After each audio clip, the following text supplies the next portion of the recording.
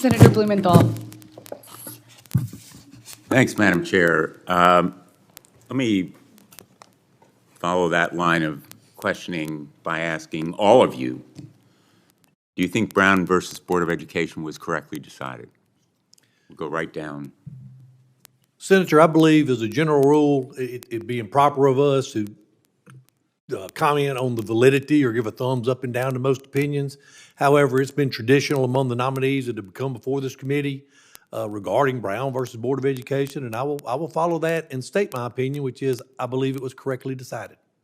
You do believe it was correctly decided? Yes, sir. Senator, I agree with what Justice Chamberlain just said. Yes, Brown v. Board was correctly decided. Thank you. Senator, I am very thankful for Brown versus Board of Education. I do believe it was correctly decided. Same answer. Same, Senator. I do believe Brown v. Board was correctly decided. Thank you. Let me ask then each of you, do you believe that Loving versus Virginia was correctly decided?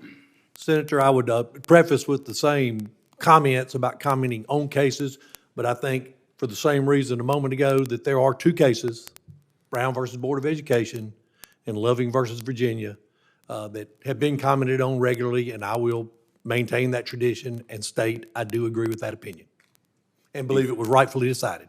Thank you. Yes, Senator, as a beneficiary of interracial marriage, I also agree Loving Virginia is correctly decided. And yes, Senator, again, I think there's been precedent from prior nominees that those two specific cases we are able to comment on, and I do believe it was correctly decided. Senator, I believe it was correctly decided. The same, Senator. I do believe Loving versus Virginia was correctly decided. Let's go to another case, Obergefell versus Hodges.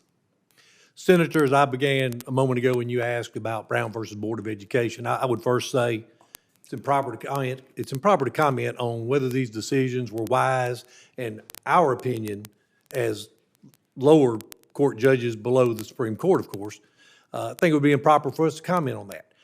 I did make exceptions for two cases because that has been traditional before this committee, but I do have to limit it to that and will be unable to respond to the question. So on what basis do you distinguish Brown versus Board of Education and Loving versus Virginia from Obergefell? They're both well-established, long-accepted precedents of the United States Supreme Court. You think that Loving and Brown were correctly decided, but you're unwilling to comment on Obergefell? Senator, I simply distinguish those because it has been traditional among nominees to respond regarding Brown versus Board of Education and Loving versus Virginia. Well, I wouldn't say, if I may interrupt with all due respect, I wouldn't say it's traditional. I've just been asking this question for the last couple of years, and that happens to be the way nominees respond. They're willing to comment on Loving and Brown, but not on Obergefell. We can go on to Griswold. There's no tradition here. I'm asking you, as an individual and a nominee for the United States District Court, do you think that Obergefell was correctly decided? Well, Senator, as I said a moment ago, it is the better practice not to comment on the wisdom or correctness of these decisions. As you just stated, it's been asked about these cases for a period of time, and I'm merely following the line of tradition in answering the cases regarding Brown and Loving. So essentially, and again, I don't mean to say this with any disrespect to any of you, you're just doing what's worked for the previous nominees. No, sir, I'm just following what they have done, as I felt those are answers that have been acceptable. I'll give others the opportunity to comment on Obergefell as well.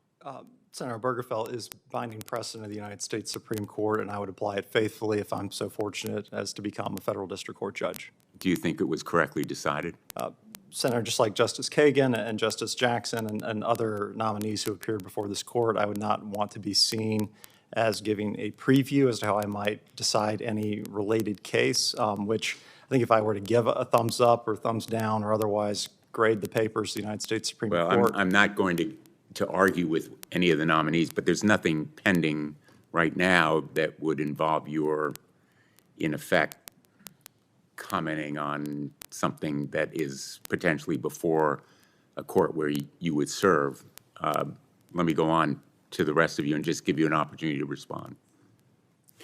Justice, I'm a senator, my response will echo the other two colleagues, but I will say, as a district court, what does matter is binding Supreme Court precedent. And as long as the Supreme Court precedent, looking at it analytically from a legal perspective, it is right. And so as long as that's the precedent, then yes, we will follow it. Thank you. Senator, it's binding precedent, and I would follow it if confirmed to the district court. Senator, I agree with my colleagues. I will follow all binding Supreme Court precedent, including Obergefell, if I'm fortunate enough to be confirmed to this position. Thank you all for your responses to my questions, and thank you, Madam Chair. Senator Moody.